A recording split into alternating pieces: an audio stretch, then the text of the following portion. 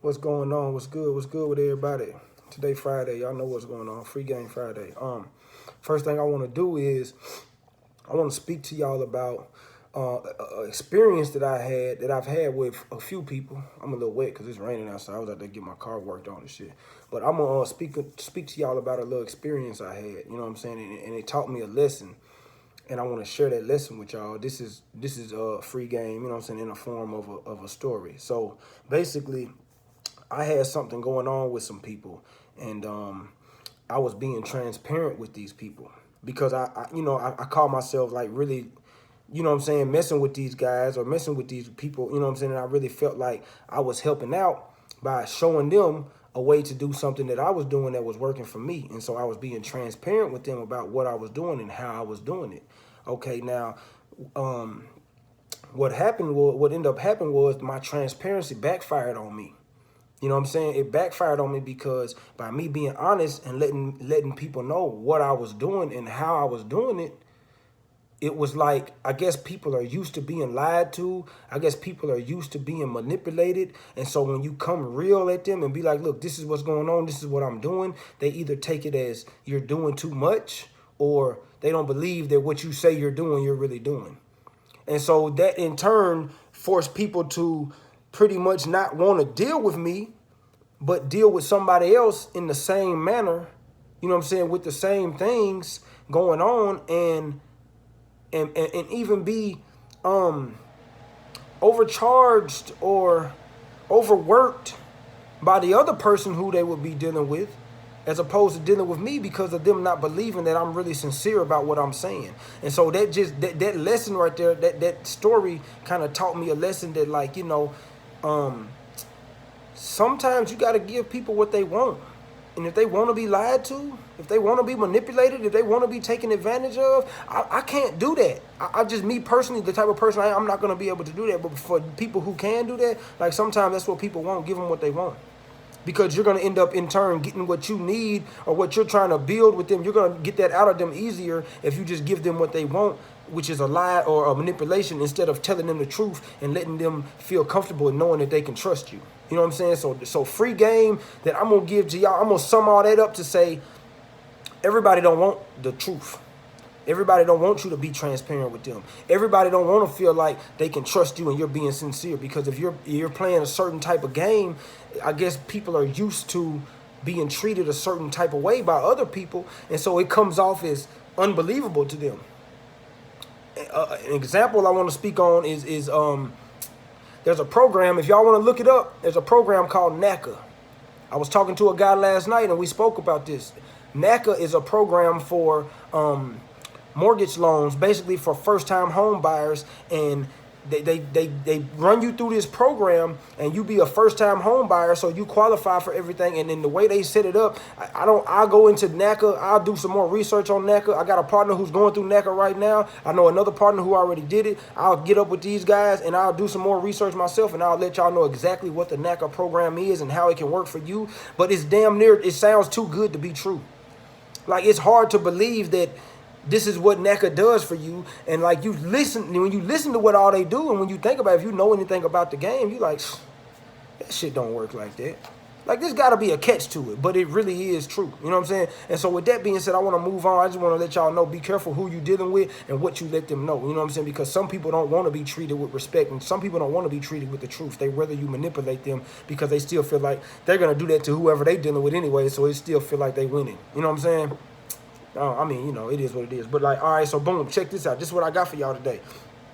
This is the free game Friday I wanted to give y'all. For anybody who has listened to me, or anybody who was doing a thing before me and y'all have an LLC or multiple LLCs, I want to teach y'all how to take that LLC and structure that LLC properly so it can be fundable for business credit. A lot of people don't know what business credit is. A lot of people think they already got business credit. A lot of people think that they don't need business credit if they do know about it. Some people really just don't know what the hell it is. And so I have a few friends, a few guys who I've talked to about this, and they've told me, well, I always get denied. Every time I apply for something, I'm getting denied, and they don't know why they're getting denied. And so when I talk to them about these type of things, they see why. They like, oh, that makes sense why I'm getting denied. And so they want me to work for them you know what I'm saying, help them get their credit right with their business. And I tell them like, okay, I got you. You know what I'm saying? Pay me this, and that. You know what I'm saying? And I'll show you how to do this. You know what I'm saying? I ain't gonna charge you much. But I mean, at the same time, like, this is my livelihood. This is how I eat. So I'm gonna show y'all some shit for free. And then if you wanna dig further into that, if you want me to do it for you, come holler at me. I got you. You know what I'm saying? Inbox me, whatever. You know me, call me, however. It don't matter. Whatever you want to do. But if you don't have an LLC and you plan on starting one in the future, or you finna do one now, like, listen to this and do this before you do the LLC, because that way you won't have to go back and change nothing when it comes time for you to get your stuff in motion. All right, so the first thing you want to do in setting up an LLC is you want to be mindful of the name. And the reason why I say be mindful of your name, because whatever name you give your LLC, that name can hinder you from getting credit through the business, because certain names fall in line with certain categories, and certain categories or certain categories of businesses are high risk industries.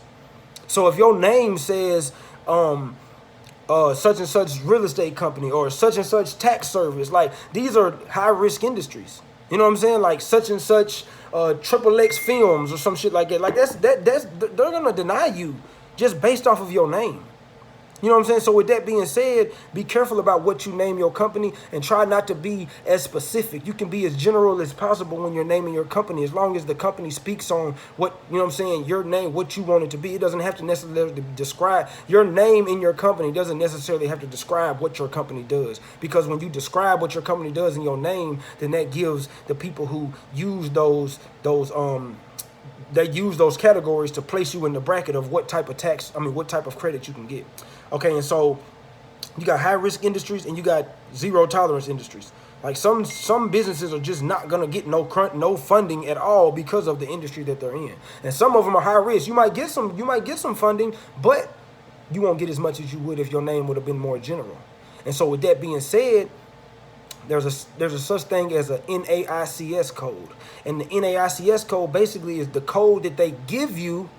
If you don't go on there and sign up and set it up yourself, they will give you their own NAICS code. And even if you don't have an NAICS code and the SIC code, the banks or the creditors, the lenders, what they will do is they will look up the codes and they'll give you an NAICS code themselves.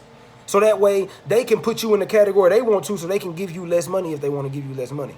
So be careful about what the name of your business is. Y'all holler at me, I can help y'all with that. But the name of the business is very, very important, and that's why I say that first. Okay, now check the availability of your name with the Secretary of State, with the IRS.gov for your EIN number. Check the availability of your name with everything you need, so you can make sure that nobody else has that name but you. Once your name is good to go, the first thing you want to do is set up a website.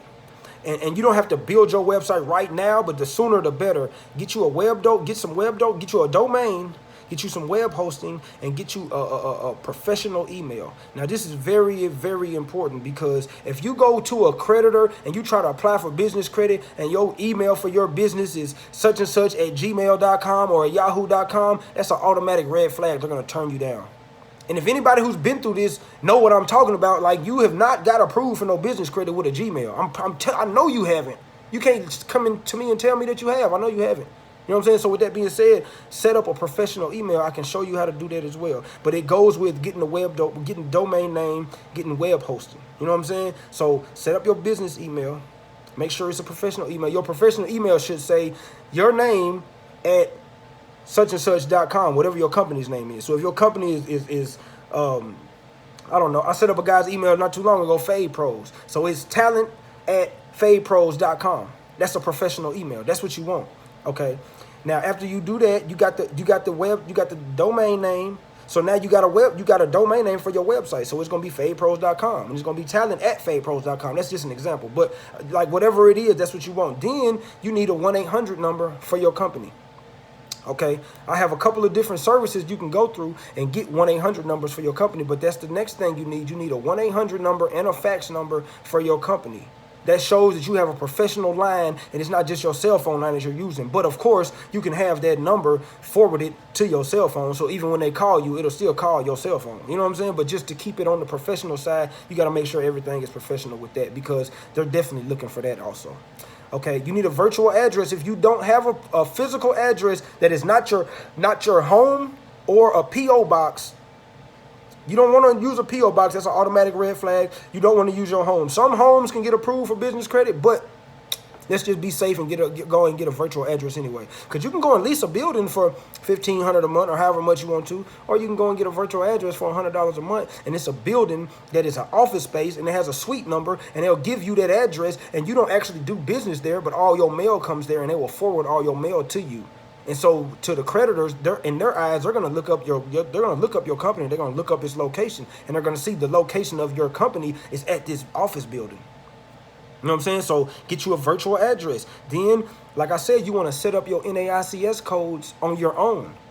You want to make sure you set up the NAICS code and you put your own company in the category that it's supposed to go. And I have a list of high risk and zero tolerance industries, and I can share that list with you so you can know your company isn't in this high risk industry to where it can get the maximum funding that it needs for or that it qualifies for as a business. So these are a few things that you need to do before you even think about incorporating your LLC. Because when you incorporate the LLC, when you go on the Secretary of State, when you go on the IRS.gov and you filling out all the information for the LLC, you're going to want to use this phone number, this 1-800 number you got. You're going to want to use this address. You're going to want to use this email. You're going to want to use all of that stuff to link it with your business. Because if you already set the LLC up, now you can come at me and I can show you how to change all of that after you get that stuff. But just to do it the right way, if you don't have an LLC, do all that stuff first, then go and set up the LLC with the Secretary of State. Now, once you set up the LLC with the Secretary of State, you're going to want to get a DUNS number with Dun & Bradstreet, and you're going to want to get a BIN number with Experian. Okay, now Dun & Bradstreet is one of the main... Okay, it's like TransUnion, Equifax, Experian. That's on the personal side. Everybody knows who got personal credit. They know TransUnion, Equifax, Experian. Okay, now with business credit, it's Dun & Bradstreet, it's Equifax Small Business, and Experian Commercial. You know what I'm saying? And they deal with the business credit, not the personal. This isn't linked to your Social Security. This is linked to your EIN number. So you need a DUNS number. You need a BIN number. Your EIN, you know you need an EIN if you know how to set up. If you know anything about setting up a business, you're going to need an EIN. That's the Social Security number for your business. Like, I'm a person. I have a social. So my business has an EIN. It's the same thing. You know what I'm saying? And the credit is built through the EIN, through the DUNS number, you know what I'm saying, through the BIN number. That's how the credit is built. It's not built off of your personal social, unless you want to personal guarantee your business because you in the 700 club and you want to get funding for your business faster. I can get you business credit in probably like a month. On a brand new startup business, I can probably get you, I know I can get you business credit in probably like 30 days on a brand new business if your personal credit is good and you want to personal guarantee your business. Okay, now that's a whole nother story. You can come and holler at me. That's called a hybrid. That's called a hybrid credit funding situation. Like, you can come holler at me about that. I can show you how to do that. It's real quick.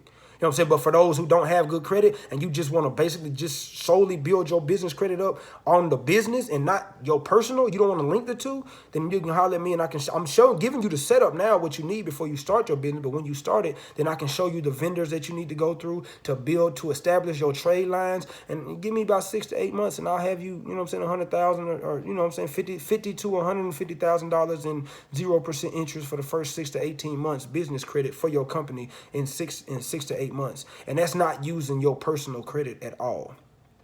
So that's my free game for y'all. Okay, another thing, you want to list your business in the 411. Now, I forgot to say, that is very, very important. How did I forget that? Very important. List your business in 411. You need a logo. Your logo should be on your website. Trademark your logo. Now, logo is yours, and the logo could have the name in it, so that way you don't have to do 2 trademarks. The logo and the name is one, so you trademark it all together, and boom, there you go. You need to list your business in the 411 in all 411 directories that you can, because the creditors are going to look for this. They're going to look your business up thoroughly.